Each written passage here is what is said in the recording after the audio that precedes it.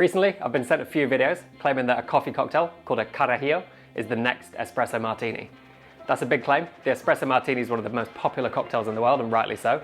So the Carajillo really does have its work cut out. Today we're going to taste a really popular version of the Carajillo and decide whether it is in fact better than the espresso martini. If it is, that's a huge deal. If not, we'll take that drink and see what we can do to it to get it as close to taking the espresso martini's crown as we possibly can. So let's make some Carajillos.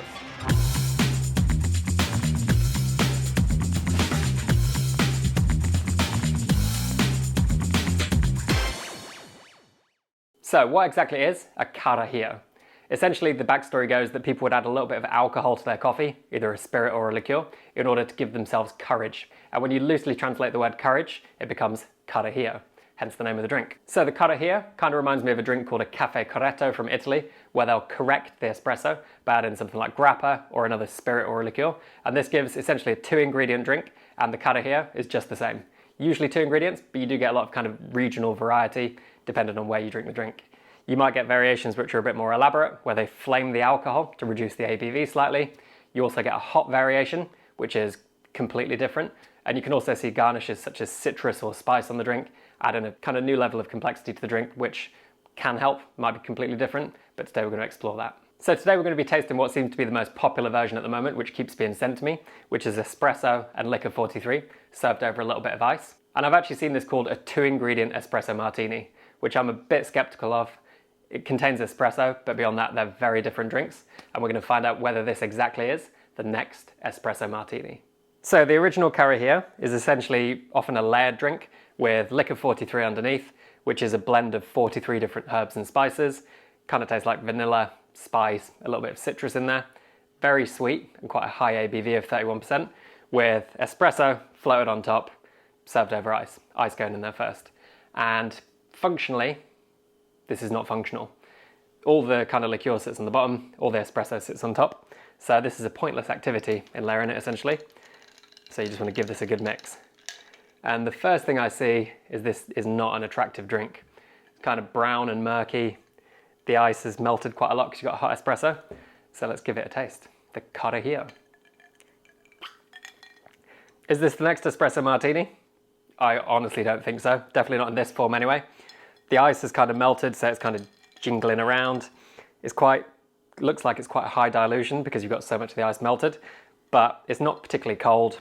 It's not particularly, in fact, it's terribly balanced. It's very sweet, kind of boozy, but the coffee is not tasting particularly good. Definitely doesn't bring the best out of the coffee. And the texture, no, definitely not for me the next espresso martini in this form.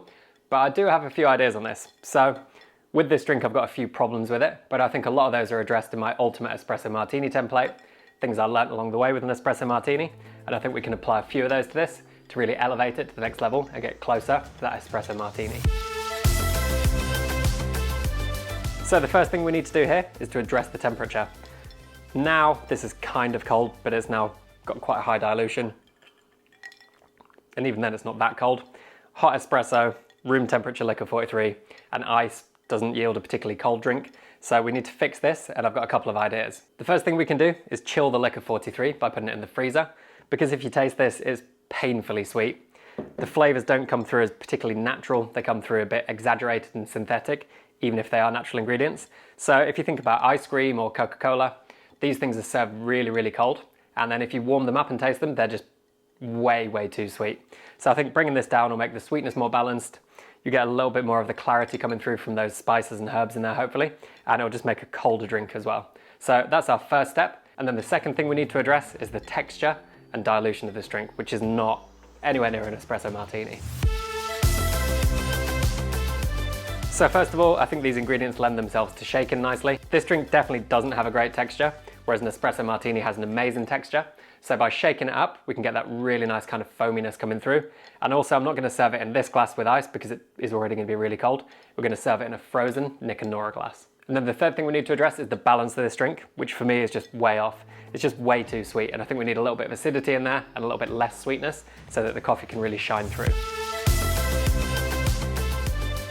To do this, I'm going to pour my espresso a little bit shorter. So rather than a 1:2 ratio of dose to yield, we're going to go 1 to 1.5 dose to yield, so more like a ristretto, which will really push up the acidity and the intensity of the coffee. And then to balance out the sweetness of this drink, which for me is just way too high, rather than using 50 mils of Licor 43, we're going to use a split base of 30 mils each of Tequila Bianco and then Licor 43.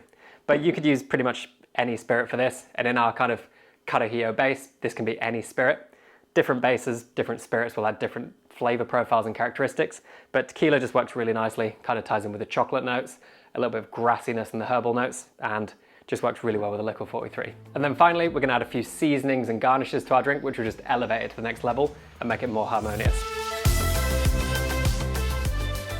So the first of which being a 1 to 5 saline solution, 1 part salt to 5 parts water, which will just bring these big flavors together. The second of which being a little orange zest coin expressed over the drink for our really nice kind of citrus aroma, which is going to freshen it all up and add a little bit more acidity. And then finally, some cinnamon grated on top of the drink to give that natural spice flavor.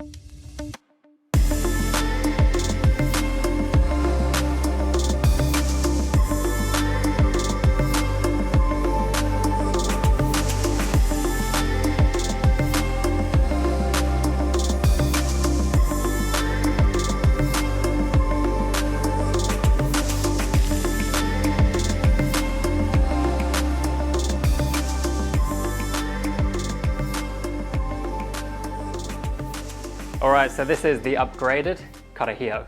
Taking kind of some of the best bits of an espresso martini, applying it to this flavor combination, and cheers. That's really tasty. Is it better than an espresso martini? I don't think you can actually say. The Licor 43 is such a big flavor that it actually still has that kind of characteristic, but it's much more balanced in the drink. This drink's colder, fundamentally, which is perfect. That's exactly what we want. It's not getting more and more diluted by our ice and hot coffee, because we've balanced out the hot coffee with the cold Licor 43, and it's given a much more kind of controlled dilution. And this tastes like, almost like a winter espresso martini, with the spice and vanilla, coffee, a little bit of citrus and the nice cinnamon on the nose. And it's just very different. Chocolate orange definitely is a big flavor in here, but the texture, temperature, and balance has been massively improved. So this is my take on the Carajillo. Now I want to hear from you. Have you ever tasted a Carajillo? Do you think it's better than an espresso martini? Is it the next big thing in coffee cocktails? And if you did try it, did you like it? Did you hate it? Would you prefer this?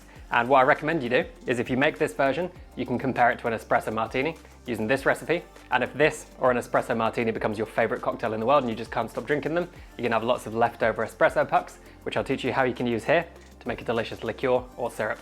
So if you love coffee and cocktails as much as I do, you might want to subscribe to the channel by clicking here so you can see lots more fun content like this, and I will see you soon. Cheers everyone.